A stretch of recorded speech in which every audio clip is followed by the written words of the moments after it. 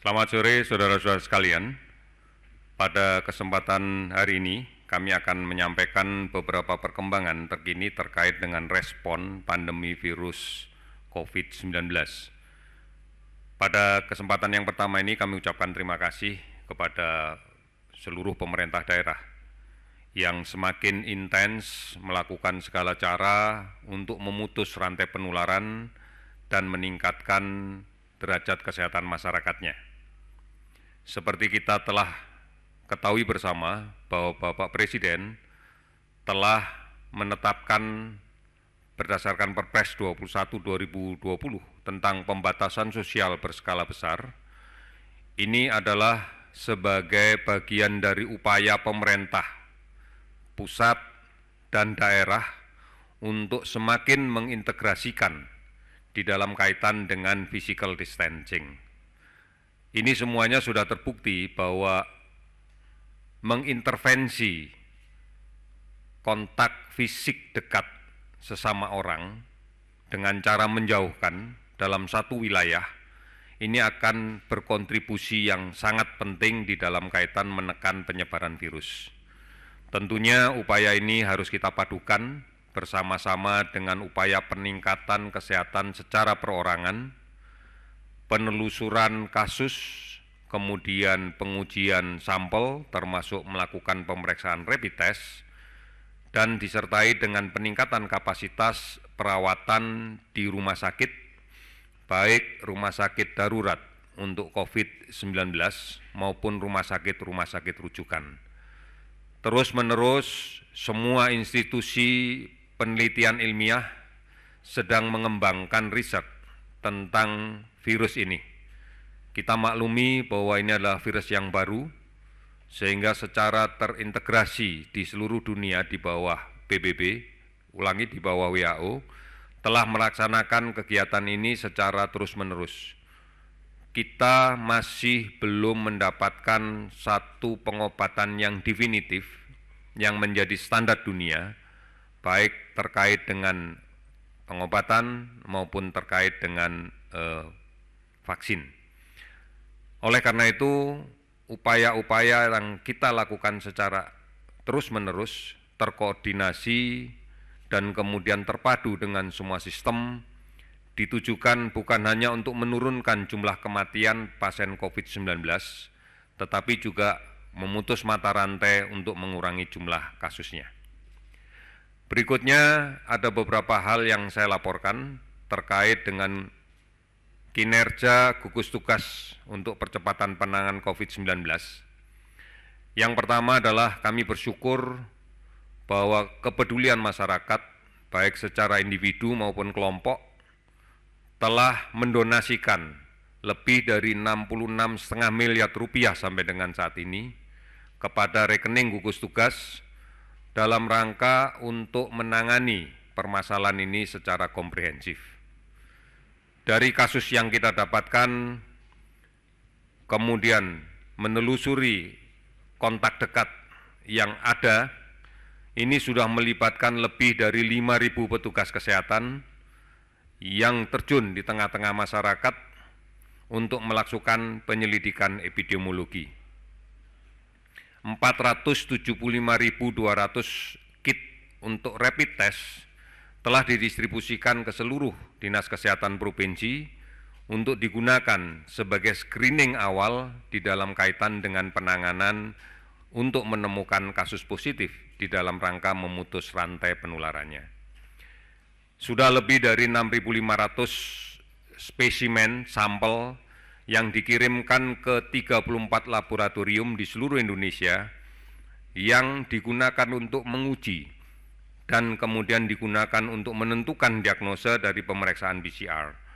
Ini akan memakan energi, memakan sumber daya manusia yang cukup banyak, dan ini terus akan kita lakukan. Komitmen kita ke depan sudah barang tentu kita akan melangkah lebih agresif lagi untuk menemukan kasus baru dan kemudian melakukan isolasi agar kemudian kita bisa memutus secara tegas rantai-rantai penularan yang lebih luas di masyarakat. Lebih dari 349.000 APD telah terdistribusi dan ini terus akan kita lakukan untuk memenuhi kebutuhan tenaga kesehatan yang menjadi lini terdepan di dalam kaitan dengan perawatan pasien COVID-19. 360 rumah sakit rujukan telah disiapkan, baik itu rumah sakit pemerintah, rumah sakit TNI Polri, rumah sakit BUMN maupun rumah sakit swasta. Ini menjadi komitmen bersama kita bahwa permasalahan ini adalah permasalahan serius yang harus ditangani secara terintegrasi dari semua pihak. Dan kemudian kita sudah akan melakukan dalam waktu dekat untuk memanfaatkan mesin pemeriksaan TB, TCM, yang selama ini sudah tergelar di lebih 132 rumah sakit, dan kemudian di beberapa puskesmas yang terpilih untuk kita konversi agar mampu melaksanakan pemeriksaan COVID-19, tentunya dengan mendatangkan cartridge yang memang disiapkan khusus untuk ini. Penjajakan perubahan ini tentunya tidak sedemikian mudah, karena pasti akan membutuhkan perubahan pada setting mesin, kemudian melatih SDM, dan kemudian menyiapkan cartridge-nya. Namun kita optimis bahwa di dalam minggu ini kita sudah akan mulai melakukan itu, dan kita harapkan pada hari ini paling lambat besok juga sudah mulai masuk cartridge untuk melakukan uji coba mesinnya. Ini diharapkan akan lebih memperpendek lagi jarak pemeriksaan spesimen dari rumah sakit yang merawat menuju ke laboratorium yang kita tentukan. Harapan kita adalah makin cepat lagi kita bisa melakukan pemeriksaan, karena pemeriksaan PCR ini adalah pemeriksaan antigen, sehingga interpretasinya adalah pasti apakah seseorang itu terinfeksi atau pasti tidak terinfeksi. Ini bukan pemeriksaan antigen yang kita antibody yang kita gunakan pada mekanisme rapid test. Oleh karena itu, tetap bahwa basis dari semua itu adalah memutus rantai penularan. Ini menjadi dasar yang paling penting, dan inilah yang nanti akan menentukan sukses tidaknya kita di dalam kaitan dengan penanggulangan COVID-19 ini. Oleh karena itu, yang pertama, jaga kesehatan diri kita masing-masing. Jaga diri kita masing-masing. Tentukan jarak kontak sosial kita dengan orang lain setidak-tidaknya lebih dari 1,5 meter atau 2 meter. Lindungi orang lain, jaga mereka supaya tetap sehat. Oleh karena itu, hindari untuk bersentuhan, hindari untuk berkerumun, hindari tempat-tempat yang ramai. Ini saatnya kita untuk berperan secara aktif dan menentukan di dalam kaitan dengan pemutusan rantai penularan. Kemudian, cuci tangan dengan menggunakan sabun. Ini menjadi sesuatu yang sangat penting, karena kita pahami bersama bahwa virus ini sangat mudah hancur manakala terkena deterjen, terkena sabun. Oleh karena itu, ini yang menjadi kunci salah satunya di dalam kaitan dengan keberhasilan. Mungkin kita sama sekali tidak melaksanakan kontak dekat dengan orang yang sakit, tetapi droplet yang ditinggalkan oleh orang sakit di berbagai barang yang lazim digunakan bersama, sebagai contoh misalnya handle pintu, meja, atau pegangan pada kendaraan umum, ini sangat mungkin menjadi tempat singgah antara bagi virus ini. Oleh karena itu, seringkali kita tanpa tersengaja dan tanpa sepengetahuan menyentuh ini dan kemudian memindahkan virusnya menuju ke tangan kita. Oleh karena itu, mencuci tangan dengan sabun dan air yang mengalir pada minimal 20 detik dan sesering mungkin ini menjadi kunci. Karena kalau tidak, maka tangan yang tercemar ini menjadi penghantar yang baik manakala kemudian kita menyentuh wajah, menyentuh mulut, menyentuh hidung, menyentuh mata, maka transfer dari virus ini dengan cepat akan masuk ke tubuh kita. Inilah yang saya katakan bahwa mari menjaga diri. Mari menjaga diri dan menjaga orang lain.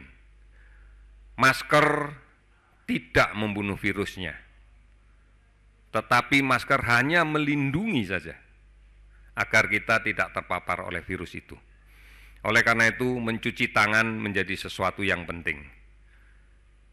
Seruan pemerintah sudah tegas, tinggal dijalankan. Himbauan pemerintah sudah cukup, tinggal dijalankan. Tetap berada di rumah, produktiflah di rumah, bekerjalah dari rumah, belajarlah dari rumah, dan beribadahlah dari rumah. Insya Allah kalau kita sepakat dengan ini dan kita komitmen kuat untuk melaksanakan ini, maka rantai pemutusan bisa kita hilangkan, disertai dengan ketungguan niat dan doa kepada Tuhan Yang Maha Esa. Oleh karena itu, pada kesempatan yang terakhir ini, saya akan menyampaikan beberapa hal perkembangan dari pencatatan kami pada kasus-kasus yang kita rawat di seluruh tanah air.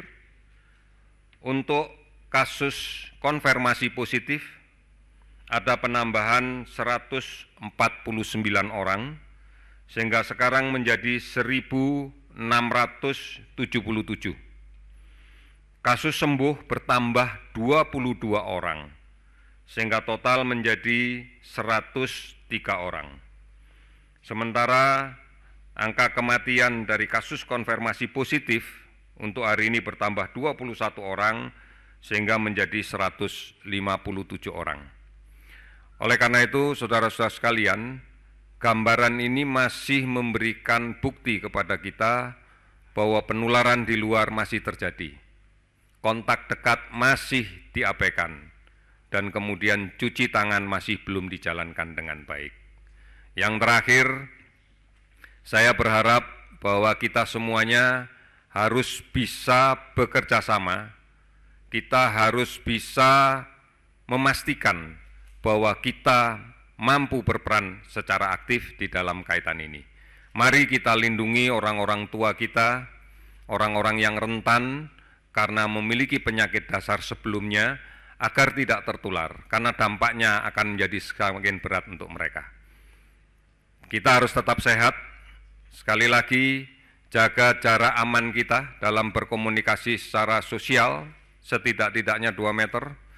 Cuci tangan pakai sabun dengan air yang mengalir, hindari menyentuh wajah, kemudian tetap aman dan produktif di rumah. Lakukan semua dengan disiplin. Kita tahu bahwa Ramadan sebentar lagi kita akan hadapi. Sudah barang tentu bahwa kita rindu untuk bisa pulang kampung halaman.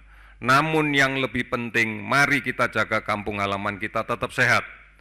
Oleh karena itu, sebaiknya tidak melakukan perjalanan jauh, sebaiknya tidak melakukan mudik. Kita sadari bahwa virus ini berpindah karena dibawa oleh manusia. Oleh karena itu, pergerakan manusia yang tidak terkendali ini akan menimbulkan permasalahan. Saudara-saudara, jadilah pahlawan. Lindungi diri Anda, lindungi keluarga Anda, lindungi tetangga Anda, lindungi bangsa Indonesia. Saya yakin, kami yakin, kita yakin pasti bisa. Terima kasih, selamat sore.